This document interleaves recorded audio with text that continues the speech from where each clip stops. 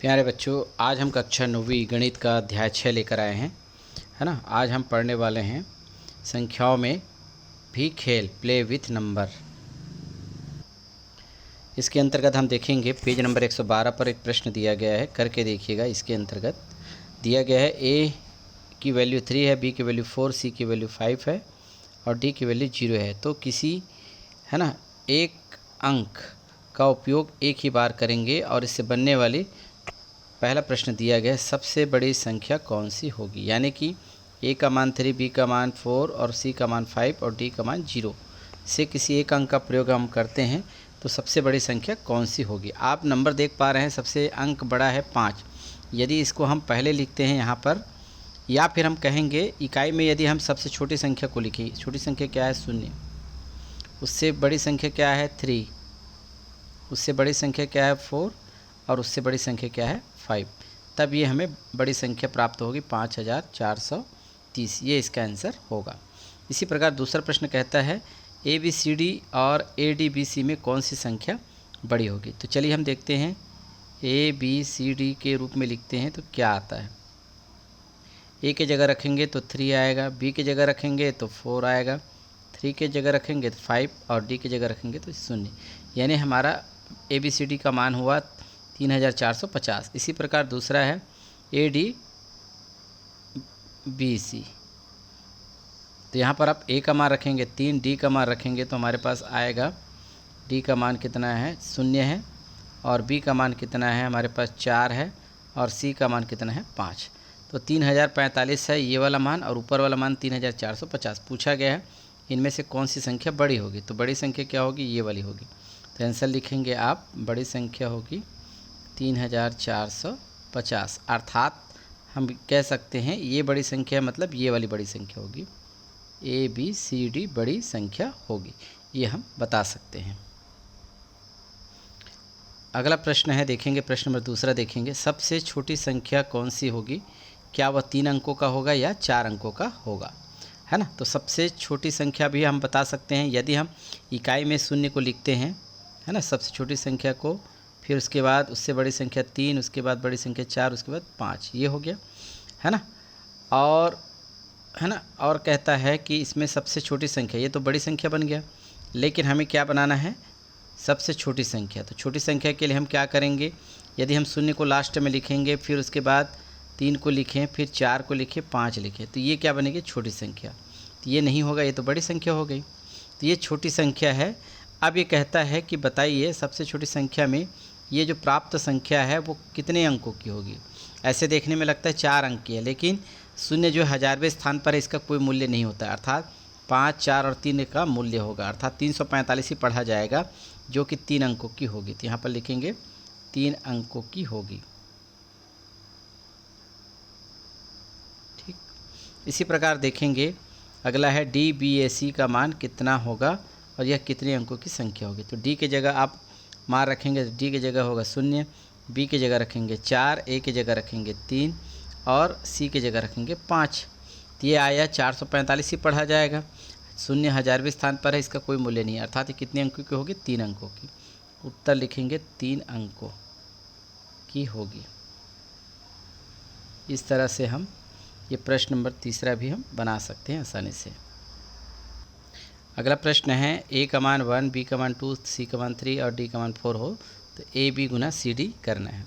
तो A B का मान हम लिख लेते हैं। ए बी का मान क्या होता है, ए बी का मान हमारे पास यदि हम रखेंगे तो हम इसको हम नियम से सॉल्व कर सकते हैं, चाहे तो हम डायरेक्ट भी गुना कर सकते हैं। ए का मान कितना है हमारे पास 1 है, बी का मान कितना है 2 यानी 12 होगा, और सी और डी का मान हमारे पास देख पाते हैं, सी का मान 3 है, डी का मान 4, अर्थात A B Guna C D करना है आपको।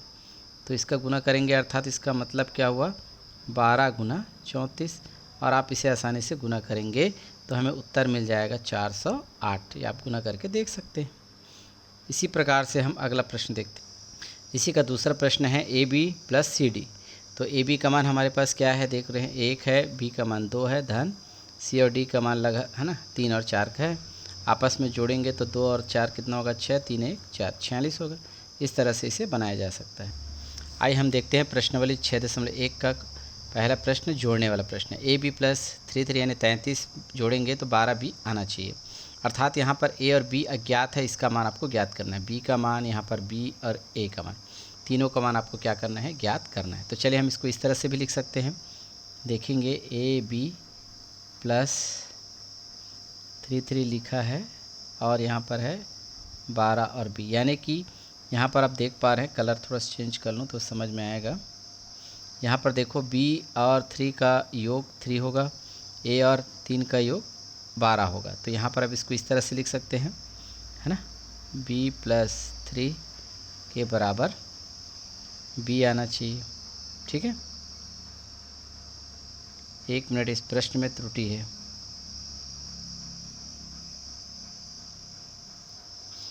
हाँ, यहाँ पर देखेंगे प्रश्न लिखा हुआ है वो त्रुटि है, इसको हटा देते हैं। पहला प्रश्न इस तरह से है, बी ए प्लस 33/12b, यानी ए और बी का योग b होना चाहिए, है ना। इसको हम ऐसे लिख सकते हैं, a प्लस बी के बराबर,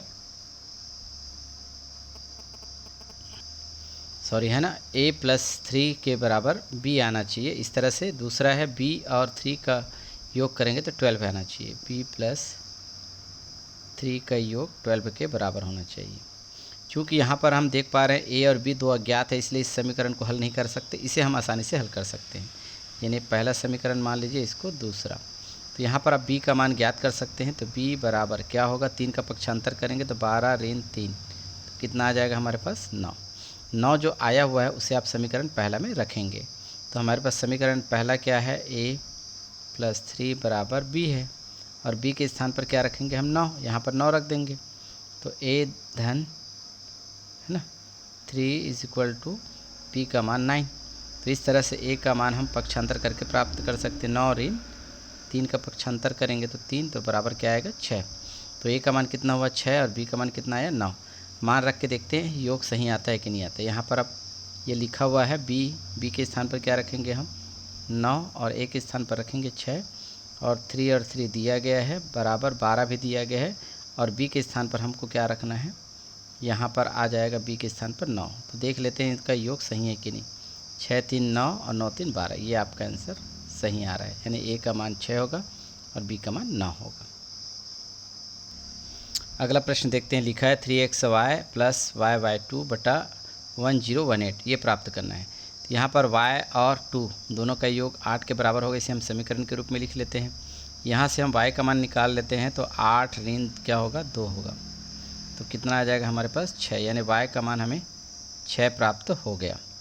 ठीक है, लेकिन दूसरा बनेगा, x में y को जोड़ेंगे तो हमें 1 मिलेगा, है ना। तो यहाँ पर आप y का मान देखें, हमारे पास आ गया है 6। यदि हम इसी में रफकारी कर लेते हैं, x धन y का मान 6 रखेंगे तो बराबर 1, अर्थात x बराबर क्या होगा, 1 ऋण 6, यहाँ पर क्या होगा, ऋण 5। ऋण 5 इसको जोड़ने से प्राप्त नहीं हो सकता, अर्थात यह संभव नहीं है, यह संभव नहीं है। तो संभव नहीं है तो क्या हो सकता है, यानी कि ये 1 नहीं हो सकता, कहने का मतलब। तो ये हासिल वाला प्रश्न है, इसलिए हम हासिल दहाई से लेते हैं, तो 10 जोड़ेंगे तो 10 अभी कितना हो जाएगा, यहाँ पर 11। इसको या कर कैसे लिखेंगे, x प्लस वाई बराबर 11, क्योंकि दहाई का मान क्या होता है, 10 होता है, और 10 में 1 जोड़ेंगे तो कितना हो जाएगा, यहाँ पर 11 होगा। अब इसे हम बना सकते हैं, x धन y का मान हमारे पास है 6 बराबर 11, तो x बराबर 11 में 6 का पक्षांतर करेंगे तो कितना आ जाएगा, 5। तो x का मान कितना आ गया, 5, और y का मान कितना है, 6। अब इसमें मान रख कर देखते हैं यहाँ पर, है ना, यहीं पर हल कर लेते हैं। 3 का 3, x की जगह 5 है, y का मान कितना है, 6 है ना। y/2 लिखा है, y का मान हम लिखेंगे 6, फिर 6 फिर 2 बराबर 1 0 1 8 लिखा है। जोड़ करके देखते हैं सही है कि नहीं। तो 6 2 8 सही है, 5 6 11 का 1 हासिल ला 1, और 6 3 9 और 1 10, यानी हमारा उत्तर क्या है, सही है। इस तरह से हम x बता सकते हैं, x का मान है ना 5 और y का मान 6, इसका आंसर होगा। इस तरह से आप बना सकते हैं क्वेश्चन को। Thank you. आगे हम नए चैप्टर है ना, इसी से संबंधित प्रश्नावली का नेक्स्ट क्वेश्चन लेकर आएंगे।